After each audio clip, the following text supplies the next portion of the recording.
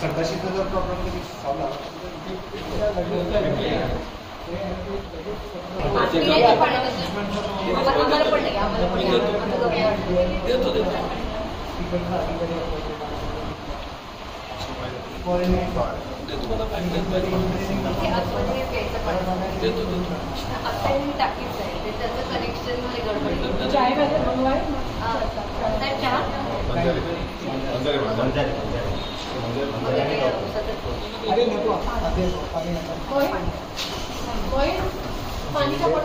त्याच्यापेक्षा जास्त खालती येते तुम्ही किती जणांना छापा तुम लोग कितना लोग आएंगे तो उन्होंने 10 लोग कम पानी पीने की व्यवस्था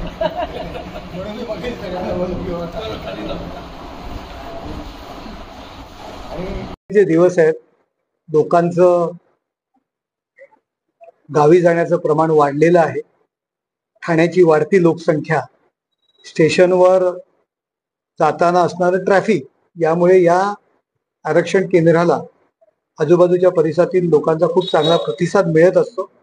परंतु 1 महिन्यापेक्षा जास्त काळ या ठिकाणी हे आरक्षण केंद्र बंद होतं. BSNL आणि यांच्यामध्ये काही वाद होते, काही गोष्टी त्यामुळे थोडाफार उशीर लागत होता आणि रेल्वे प्रशासनाचं खऱ्या अर्थाने दुर्लक्ष या ठिकाणी केलं होतं. शेवटी मला खासदारकीचा खाक्या आणि शिवसेनेचा बाणा दाखवावा लागला आणि त्यानंतर हे केंद्र सुरू झालेलं आहे.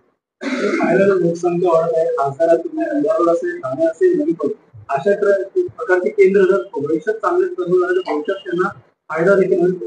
नक्कीच लोकांचा फायदा हा महत्वाचा आहे आणि याला प्रतिसाद खूप चांगला मिळतोय. त्यामुळे रेल्वेचं काम आहे की फायदा बघण्यापेक्षा सुविधा देणं, कारण या सरकारी सेवा आहेत आणि रेल्वे खूप चांगला प्रतिसाद रेल्वेच्या दृष्टीने या महाराष्ट्रातून त्यांनी मिळतोय. त्यामुळे त्यांनी लोकांना सेवा देणं गरजेचं आहे.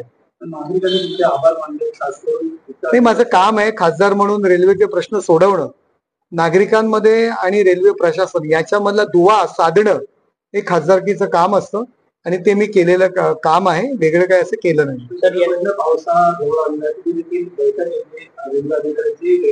समस्या संदर्भात सातत्याने सेंट्रल असेल, वेस्टर्न असेल, त्या समस्या सोडवण्याच्या दृष्टीने याच नाही तर नवी मुंबईमध्ये जे काही स्टेशन्स आहेत, सिडको आणि त्यांच्यामध्ये जे काही तो असमन्वय आहे त्याच्यामध्ये सुद्धा मी मार्ग काढण्याचा प्रयत्न करतोय. गेले कित्येक वर्ष सिडकोनी स्टेशन बांधली, चालवतात रेल्वे, परंतु त्याचं मेंटेनन्स कोणी करायचं, असे अनेक प्रश्न आहेत. आर्थिक फायदा सिडको घेतं असं रेल्वेचं म्हणणं आहे, परंतु त्याच्यामध्ये सुद्धा समन्वय साधून एकत्र सगळ्यांना बसून मार्ग काढतोय आणि लवकरच यावरती मार्ग निघून लोकांना सेवा मिळेल. ऑलरेडी वेस्टर्नला माझी मीटिंग झाल्या आणि या आठवड्यातच दौरे या ठिकाणी होतील स्टेशन.